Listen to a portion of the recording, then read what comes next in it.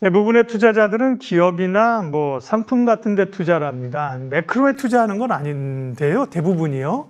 그럼에도 불구하고 매크로 이야기가 계속해서 나오고 시장을 괴롭히고 투자자들에게 곰씹을거리를 만드는 거죠. 오늘 스페셜리스트 시간입니다. 미국의 PPI가 또 불안하고요. 관세 영향도 있습니다. 이런 흐름들 또 시장 전략들 KB은행 유신익 수석 이코노미스트와 함께 하겠습니다. 어서 오십시오. 네, 반갑습니다. 미국의 7월 소비자 물가지수에 안도했는데 생산자 물가지수 PPI가 나오면서 분위기가 또 안 좋아졌습니다. 해석 좀 해주시고요. 네, 어떻게 봐야 되는 걸까요? 우리가 이제 뭔가 나쁜 정책이다, 저건 나빠라고 자꾸 반복적으로 얘기를 하게 되면 처음엔 믿지 않던 사람들도 나중에는 저거 진짜 나쁜가 보다. 뭔가 이면에 숨어 있는 게 있을 것 같다. 뭔가 터질 것 같다. 이런 불안감을 느끼게 됩니다. 그러니까 지금 이번에 나온 7월의 PPI를 보시면은 그리고 7월 달에 대한 CPI를 보시면 종합적으로 네. 파월과 그다음에 연준의 매파 의원들이 언젠가는 지금은 괜찮지만 언젠가는 물가 불확실성이 굉장히 커질 거라고 발언했던 내용이 그대로 반영이 됐다.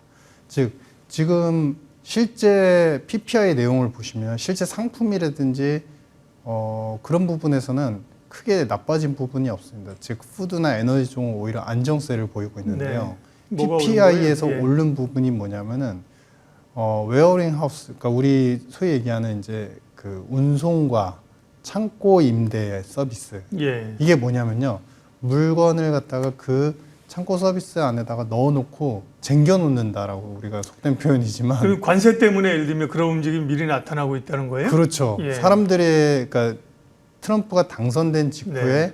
이제 관세를 부과하니까 3월 달에도 미국의 수입 수요를 보시면은 갑자기 수입이 엄청나게 폭증을 합니다. 네. 그러니까 사재기를 엄청나게 했던 거죠.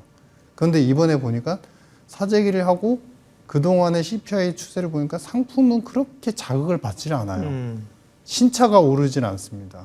상품과 관련되는 특히 이제 관세와 관련되는 이제 의류라든지 목재 이런 쪽은 가격이 오르질 않아요.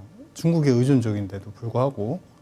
그럼 뭐가 올랐냐? 중고차가 오히려 오르고 최근 들어서 PPI가 안정적으로 보이다가 이제 급상승을 했는데 이건 뭐냐면 물건을 갖다가 원자재 가공품을 미리 쟁겨놓기 시작했다. 그러니까 지금은 불안을 낳고 우려가 우려를 낳는. 근데 거기에서 피부 포인트가 어디서 나오냐면 파월 의장의 발언에 있죠.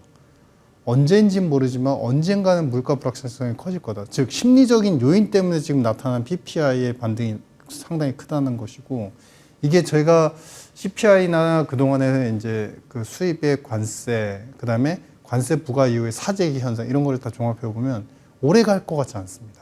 즉, 이 PPI는 말 그대로 연준의 정책 부조화 속에서 나타낸 일시적인 현상이다. 연준이 지금 제대로 하지 못하고 있다라는 판단입니다. 그러면 물가에 대한 걱정은 크게 할 필요가 없다는 의미인가요? 네, 결국에는 예. 반영되어지는 이제 CPI 부분이 네. 결국에는 이제 안정화 추세를 계속 유지할 걸로 예. 보입니다. 다만 이 네. 한 가지 있습니다. 우리가 미국은 서비스업 중심의 국가이고 서비스업은 사실은 요구 수익률이라는 게 있습니다. 그러니까 렌트를 하던 네. 아니면은 우리가 가게에서 이제 뭐 팁을 주던 아니면은 뭐 외식 숙박 이런 걸 하더라도 요구 수익률이라는 게 있는데, 그게 아이러니하게 우리는 금리가 높으면 그게 떨어지겠지 생각하시는데요. 그게 아닙니다. 미국은 기준금리가 높으면 그 높은 금리에 입각해서 그게 기준이 돼서 요구 수익률이 책정이 됩니다. 즉 기준금리가 높은 상태를 계속 유지하니까 지금 상품은 멀쩡한데요. 서비스 쪽이 오히려 약간 들썩들썩하고 있습니다. 메디케어, 주택렌트비. 이게 더 이상 떨어지지 않고 네. 올라갈 여지를 만들고 있는 상태다. 즉 이 얘기는 뭐냐면 결론적으로 보면은 현 상태에서는 경기를 봐도 그다음에 서비스업 물가를 봐더라도 사실은 9월 기준금리 인하뿐만 아니라 앞으로 추가 2회, 그러니까 총 3회, 연말까지 3회는 해야만 하는 상황이다. 그렇지 않으면 오히려 물가가 오히려 더 불안정해질 수 있다. 이런 판단입니다. 원래는 생산자 물가지수가 소비자 물가지수에 시차를 두고 영향을 미치는 거거든요. 뭐 한 6개월 이렇게 얘기를 하는데 지금은 일시적인 관세에 따른 물건을 미리 재어놓는 수요나 이런 것 때문에 생산자 물가가 올랐기 때문에 생산자 물가를 노이즈로 보셨고 소비자 물가를 더 봐야 된다. 그리고 네. 물가 자체가 그렇게 위협적이지는 않은 걸로 보셨습니다. 네, 그러면 다음 질문입니다. 미국의 연준이 통화 정책을 쓸 때 두 개 보는 게 물가하고 고용이잖아요. 네. 그죠? 네. 이제 금요일에 이제 소비 지표도 좋지는 않았는데 물가와 고용을 보면 물가는 그렇고 고용 상황은 어때요? 고용도 안 좋죠. 예. 그러니까 지금 파월 의장이 2년 전에 보험성 금리 인하를 했었고, 그다음에 작년에도 고용이 견조하니까 일단은 버티는 거다. 근데 그 기준 마지노선이 꺼지기 시작했어요. 그러니까 고용에서 가장 중요한 지렛대 지표가 뭐냐면 비즈니스 서비스 쪽입니다. 그러니까 비즈니스 서비스 쪽이 뭐냐면은 기업들이 뭔가 생산 활동을 하고 새로운 투자를 하고 뭐 이렇게 활동을 할 때 자산 관리, 그다음에 임대, 회계 관리 여러 가지 서비스업을 갖다가 다 이제 컨설팅을 받아요. 근데 그쪽 고용이 드디어 식기 시작했습니다. 5만 이하 건이 나오기 시작했어요. 잘 될 때는요, 20만, 30만 나오면서 거기에서 민간 고용을 갖다 이끌어갔거든요. 즉, 기승전 결론적으로 보면 지금 파월 의장이 사실은 너무나 자신의 주관적인 임의적인 정책 때문에 금리 인하를 상당 기간 지연을 해왔고, 그렇기 때문에 이제는 금리 인하를 안 하면 안 된다. 왜 그러면 파월 의장의 그런 이제 약간의 주관적 임의성에 대해서 자꾸 지적 말씀을 드리냐면요. 이젠 그런 부분에 대해서도 시장의 스마트머니 투자자들은 다 인식을 하고 있어요. 더 이상은 회피할 명분이 없구나. 그래서 금리 인하는 9월 달 이후부터 사이클 재개가 분명히 충분히 이루어질 것이다. 이렇게 보여집니다. 그러시고 그렇게 보시는군요. 금리 인하는 당초에 이제 올해 많이 후퇴해서 2회 정도를 생각하지 않았습니까? 그러다가 소비자 물가 지수가 안정적으로 나오면서 한 번 빅컷을 하면 3회, 그러니까 3회가 아니라 이제 75bp가 되는 거죠. 이런 얘기를 하고 있는데 다시 PPI 때문에 지금은 그 빅컷 가능성은 낮아졌는데 시장은 2회 정도 아니에요? 박사님은 3회 정도 할 걸로 보시는 거예요? 그렇죠. 원래 네. CPI까지 보았을 때는 3회 정도 생각을 네. 했다가 예. 시장에서 그랬다가 이제 PPI가 나오고 나니까 2번 정도만 내리겠구나. 네. 이렇게 바뀌었는데 네. 요번 PPI가 연준의 정책, 특히 파월 의장의 그런 매우 주관적이고 임의적인 코멘트, 뭐 앞에서도 말씀드렸지만 다시 네. 한번 강조드리지만 네. 중앙은행의 정책 의장이 이런 얘기를 하는 거예요. 언제일지 모르지만 언젠가 물가가 오른다. 그렇기 때문에 금리를 못 내린다. 이거는 사실은 저는 뭐 경제 쪽 공부하고 맨날 이제 보면서 들어본 적이 없는 말입니다. 그러니까 즉, 이 얘기는 뭐냐면은 결국에는 단기적인 어떤 노이즈성으로 PPI가 이벤트성으로 지나갈 가능성이 크다. 네. 금리 인하에 결국에는 몰입을 할 수밖에 없다. 특히나 최근에 미셸 보우만 이제 차기 의장으로도 지정이 된 후보로 지정이 됐는데요. 부의장이죠 지금 네. 보면. 네. 미셸 보우만이 이런 말씀하셨어요. 자꾸 금리 인하를 지원하면서 나타나는 기회의 이익. 그러니까 제때 안 하면 나중에 해도 효과가 없는데 연준은 그걸 자꾸 놓치고 있다. 그래서 강력한 네. 이제 비둘기적인 목소리가 커지고 있는 상황이라는 걸 보면 인하는 더 이상 회피 불가능하다. 이렇게 판단합니다. 통상은 이제 물가가 오르고 고용이 불안한 게 눈으로 보이는 상황이 아니냐. 제롬 파월이 안정적으로 가려고 하는데 트럼프가 하도 못 살게 구니까 그죠? 금리 내려라 우리가 트럼프를 좀 욕하고 네. 우리 파월을 왜 그래요? 그런 입장인데 이 박사님 생각은 다르네요. 그죠? 금리를 실기하지 말고 오히려 내려야 한다는 입장이신데요. 네. 그러면 지금 시점에서 금리를 내린다면 그게 경제나 주식시장에 상당히 명백히 긍정적인 신호를 줄 수 있습니까? 줄 수 있습니다. 아, 왜냐하면 그래요? 예. 지금 사실은 미국의 경제나 유동성 상황을 보시면 미국의 가계소득이 지금 사상 최고치 25조 달러 육박하는 상태에서 더 이상 떨어지지가 않고 있어요. 네. 그리고 지금 M2만 하더라도 증가율 속도는 좀 더디지만 22조 달러 M2 유동성이. 그러니까 사실은 이 규모가 어느 정도냐면 코로나를 지금 거의 이제 상회를 하고 있습니다. 코로나 때 풀렸던 그 규모를 상회를 하고 있는데 그럼 뭐냐면은 그럼에도 불구하고 빅테크는 최근에 실적, 특히 주가, 성과 모두 다 좋죠. 왜냐하면 자체적인 현금이나 조달 능력 때문에 사실 투자를 계속 완만하게 계속 이어가고 있어요. AI 관련돼서 그다음에 반도체, 하드웨어 쪽 관련해서.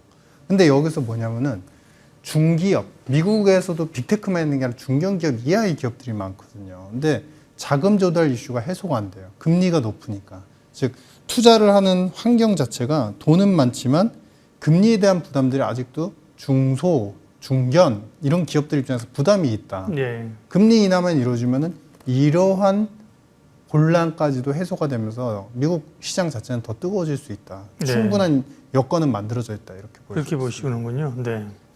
그러니까요. 일반적인 듣는 얘기와 다른 얘기를 해주시니까 유신익 박사님 우리가 더 의미가 있는 거죠. 귀담아 들을 만한. 다음은 이제 상품 쪽으로 가면요. 주식 이외에는 사실은 과거에 전통적으로 금, 원유 이런 거잖아요. 그 다음에 최근에는 이제 가상화폐 쪽인데 금은 생각보다 요즘 이렇게 좀 뜨겁지 않은 것 같고요. 뭐 가상화폐 쪽이 스테이블 코인 관련해 가지고 상당히 뜨거운 흐름들을 보이잖아요. 네, 그런 어떤 대체 수단이라고 해야 되나? 근데 가상화폐는 사실 기술주랑 같이 가고요, 그죠? 금은 좀 다른. 금은 요즘 사실은 그렇게 강한 흐름은 아닌데요. 이런 자산들을 어떻게 봐야 됩니까? 원래 우리가 좋아지는 구매에 되면요, 이건 이래서 좋아요, 저건 저래서 좋아요. 그래서 이거는 더 좋아요. 그리고 특히 최근에 코인 투자자분들 많이 계시지만 나쁘게 보이지 않습니다. 다만 이거는 말씀드리고 싶어요. 지금 유동성 상황이 좋은 상태이고 금리만 내리면 최적의 여건이 만들어진다고 말씀드렸는데 그 이전에 스테이블 코인의 정책이 실제로 민간에서 상용화가 되면 우리는 아바타 돈이 더블로 늘어난다는 걸 고려하셔야 돼요. 네. 즉 미국에 22조 달러라는 현금이 있어요. 지폐 현금이 돌아다니고 있어요. 근데 지금 미국 재무부는 그 돈에 맞추어서 그 수준에 맞는 스테이블 코인을 발행하겠습니다라고 얘기를 했어요. 그러면 유동성이 2배로 늘어난다. 그렇죠. 바로 22조 달러가 예를 들어 아주 쉽게 말씀드리면 유신익 한 명 있었는데 아바타 유신익이 하나 또 생겨가지고 돌아다니면서 또 열심히 열 일을 하는 거예요. 즉 지금 스테이블 코인은 순식간에 유동성을 더블로 늘릴 수 있게 만드는 도구가 된다. 이렇게 유동성이 잘 순환되고 갑작스럽게 늘어나면 이것도 좋고 저것도 좋고 다 좋을 수밖에 없는 환경이고 그 중에 하나로서 코인은 또 부각을 받을 수 있는 것이다. 코인 자체만이 혜택을 받는 건 아니다. 그래서 자산시장이 전반적으로 버블을 굉장히 좀 세게 만들 수 있다. 1, 2년간 이렇게 판단을 하고 있습니다. 네. 국내 경제 흐름은 어떤가요? 우리가 뭐 추경을 지금 해서 소비 쿠폰들을 주고 일시적으로 살립니다만 마중물이지 사실 우리 경제를 확연하게 살리기는 역부족이고, 그죠?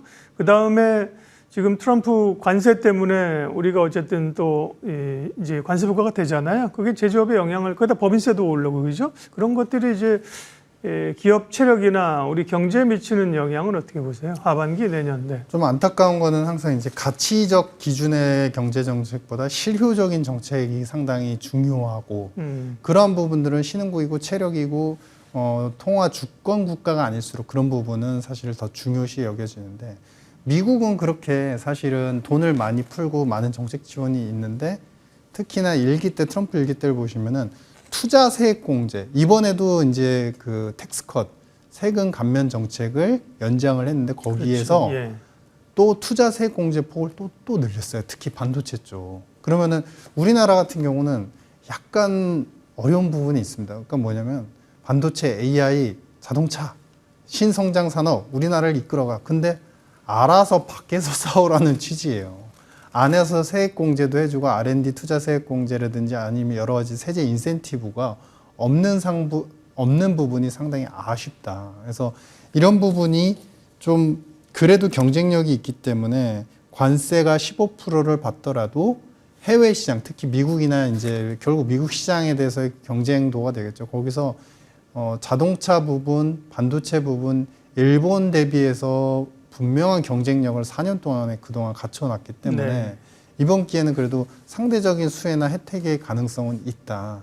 다만 그 효과나 매출에 대한 여러 가지 이제 비용에 대한 부담, 매출에 대한 어떤 성장 가능성 이런 것들이 온연하게 다 반영되기는 좀 힘들 것 같다. 왜냐하면 국내에서의 세제 지원 정책 자체가 너무나 미약하기 때문이다. 이렇게 판단하고 있습니다. 네. 지금 코스피 지수가 나왔습니다만 우리가 이제 한 3,200 정도의 레벨을 이제 우리가 느끼고 있는 거잖아요. 그죠? 그다음에 3,300을 바라보고 있는 상황인데 3,200에서 주춤거리면서 3,200 밑으로 왔습니다. 그 단기적인 이유는 말씀하신 세제 개편안이고 세제 개편안에 대한 확정 그리고 추가적인 상법 개정안 이런 걸 시장이 기다리고 있잖아요. 지금의 국내 증시의 조정 양상은 어떻게 보세요? 또 투자자들에게 좀 해주실 말씀은? 정책 선물 꾸러미를 먼저 얘기한 건 누굴까요? 트럼프였습니다. 당선 직후에 선물 꾸러미를 막 얘기했죠. 그런데 그동안에 즉 한 3, 4개월 동안 올 초부터 올 여름 이전까지 선물 꾸러미는 안 내밀고 오히려 관세 정책으로 상대 국가를 압박하면서 국가 내부, 미국 내부에서 불안감을 일으켰습니다. 증시 조정이 있었죠. 근데 조정이 있었음에도 불구하고 그래도 하단폭은 막히고 어느 정도 지지가 됐던 거는 기업들의 체력과 투자가 늘어났기 때문이다. 지금 한국이 딱 그 형국입니다. 그 말씀을 드리면 즉 정책적인 부분은 미진한 부분이 많고 처음에 선언했던 것 대비해서 사실은 그렇게 실효적인 정책이 안 나오고 있어요. 근데 버텨요. 왜 버티냐? 미국 시장에서 앞서 말씀드린 것처럼 선전할 것 같으니까. 그리고 특히나 과거 대비해서 일본 대비해서 우리가 기회 이익을 상당히 많이 얻어가고 있습니다. 그거는 반도체, 제약, 그다음에 그 외에 자동차 모든 분야가 그렇습니다. 이제 마지막으로 소프트웨어까지 우리가 국제화, 미국 시장을 당장 석권하지 않더라도 다른 유럽이라든지 동남아시아에서 소프트웨어 AI까지도 석권한다면 더할 나위 없겠죠. 즉, 그 가능성은 일정 부분 갖춰지고 있다라고 판단을 하고 있기 때문에 현 상태에서 조정은 어느 정도 횡보 안정화되는 수준일 것이고 기업들이 정책적인 요소보다는 좀 그 부분은 우리가 차치를 하시는 게 맞을 것 같고요. 정책은 우리가 결정하는 게 아니니까. 예. 그래서 기업들의 실적이나 실질적으로 매출 증대 효과가 미국에서 타 시장에서 유럽 시장에서 얼마나 일어나는지 경쟁 국가 대비해서 예. 얼마나 아웃퍼폼하는지를 확인하시면서 충분히 우리 시장 자체도 기업들 반도체 수출 국가들 뭐 여러 가지 대비해서 선점할 가능성이 크다. 그래서 증시도 반영을 할 것이다. 결국에는 이렇게 판단하고 있습니다. 예, 스페셜리스트 오늘은 여기까지 합니다. 내일 예고 잠깐 하겠습니다. 미국이 중국하고의 어떤 이 패권 전쟁이잖아요. 계속해서 무역 협상을 하고 있는데 이번에도 또 이제 관세 휴전 기간을 연장했습니다. 그 의미와 함께 미중 간의 관계는 어떻게 되고 있는 건지 내일 용인대 중국학과 박승찬 교수님과 분석하도록 하겠습니다. 오늘 스페셜리스트 KB은행 유신익 수석 이코노미스트와 함께했습니다. 고맙습니다. 네, 감사합니다.